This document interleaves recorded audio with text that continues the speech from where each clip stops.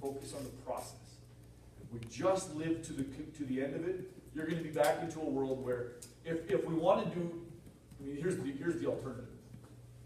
In 5 seconds of being in that customer's home, like, okay, just hold on 1 second, I'm going to go look at some stuff and I'm going to come up with some options, because I could do that.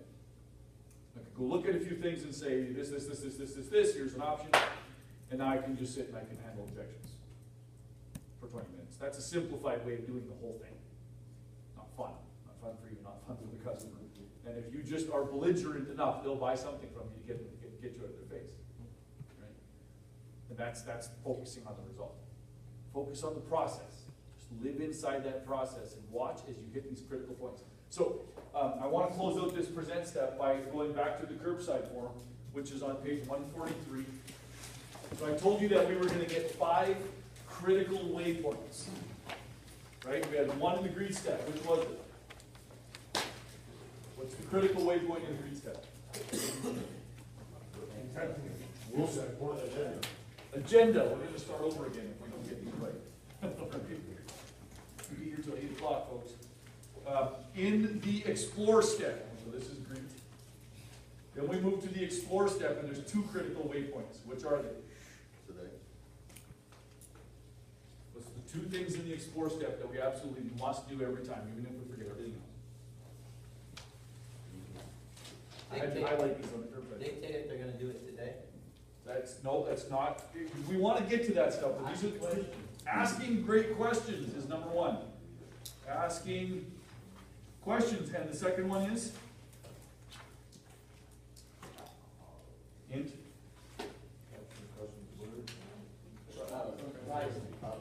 Price. Transparency. Yes. In the explore step, there are 2 critical waypoints. Number 1, build great options. All right, follow the process. Trust it. It works. If whatever trade you're in, build great options. And so if you look at your curbside form, that's the number 1 thing, bundled options. Okay, it's on the top of the list.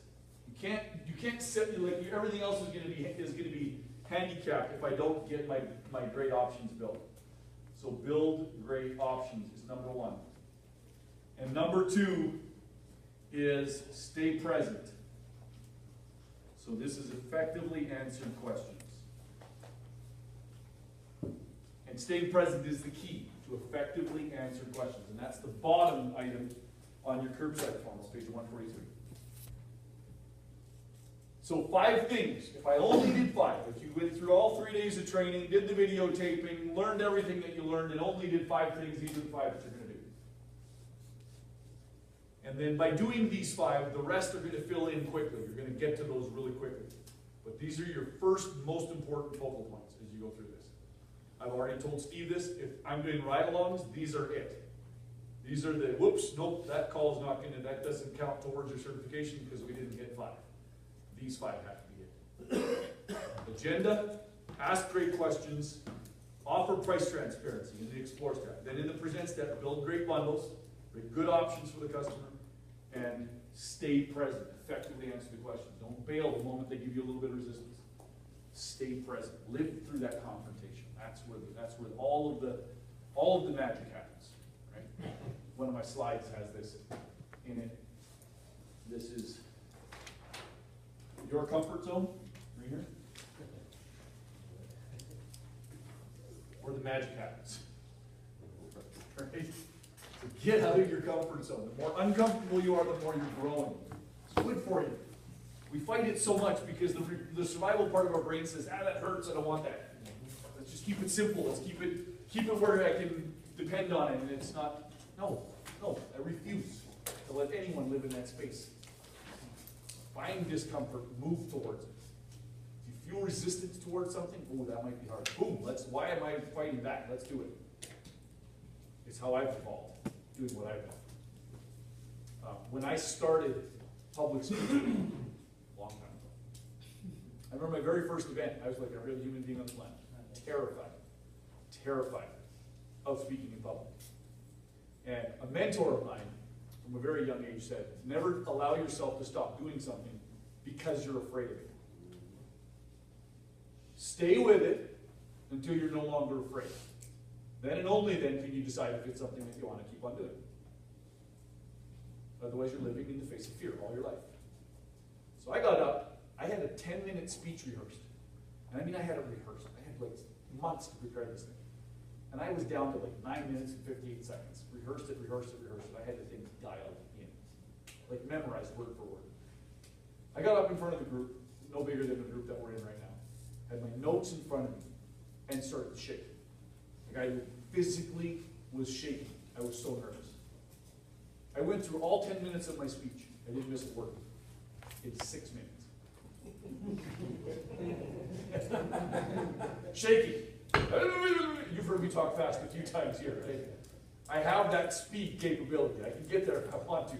And I go there unwillingly if I get really nervous. I was terrified to death. Stay in the path of your discomfort. If I had given up on this when I was afraid of it, I'd never lived to this. And this is what you don't know. When you stay present to your discomfort, what opportunities, what possibilities exist. Bigger than you can possibly imagine. Way bigger than you can possibly imagine. Not asking you to do anything that I wouldn't do myself. The hardest thing is when a customer's angry with you or is hostile towards you, is to call that out. Just stay there and call that out. You miss a customer, I'm sensing some hostility. I don't know what's happened. I want to accept responsibility for that. Whatever I've done has created some kind of a barrier between us. Can we talk about that? Think about that. It's non-confrontational, but it's very confrontational. I mean, we're calling it what it is. This is for every relationship in your life. I'm sensing some sort of barrier between us. What's that? What's happening there just now? Because I'm not clued into this. Yes, exactly. Exactly. You want to know what's wrong? I'll tell you what's wrong.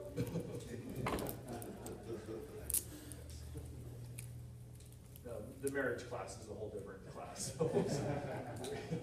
Some principles apply, but there's tweaks here and there. Now you don't want to say that. Yeah, it's a whole different. You got to enroll in a different class for that. All right.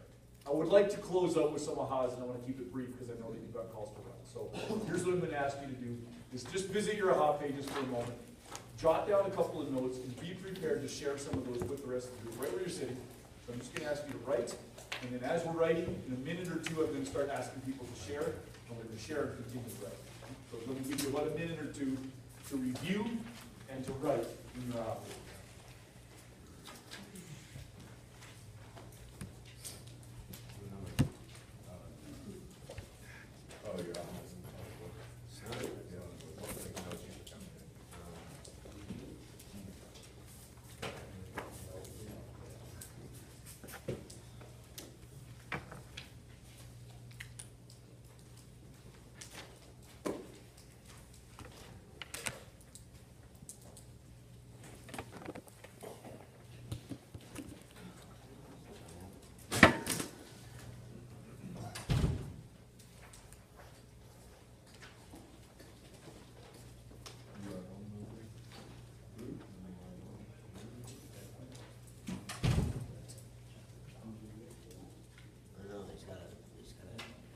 Assigned to me.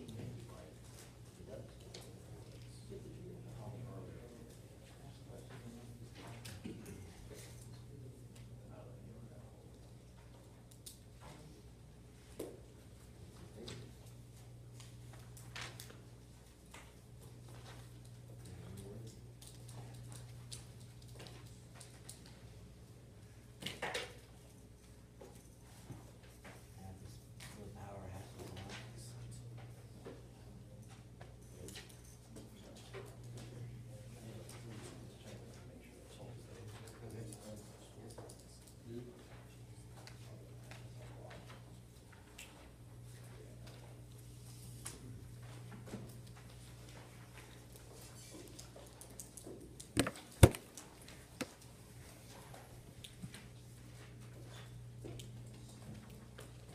All right, so as you continue to write, we're going to share. So now we're going to transition from having reviewed and writing to doing both. So we'll get people to share, and I want to encourage you to continue to write and capture these as they're coming out. So what ahas do you have that you would like to share with the group?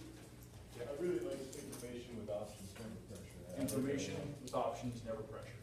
Yeah, good, thank you. Yeah, like the way you kind of changed the way you asked the question, what will it take to make the unit awesome? Yeah, just shifting that focus, right?